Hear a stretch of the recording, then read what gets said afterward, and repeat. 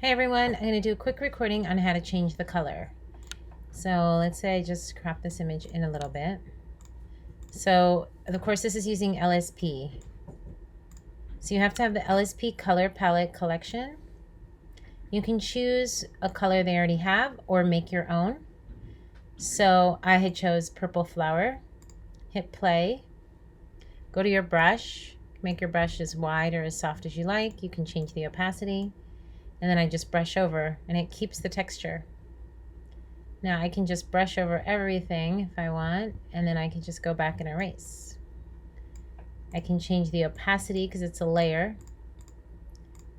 So then I can click here and change the opacity however I want. And then if I want it off of her face, I just click erase. And you just erase. Of course you could, I guess you could mask it if you want. I just like to go in and just erase. And you're done. See how simple that was? LSP to the rescue.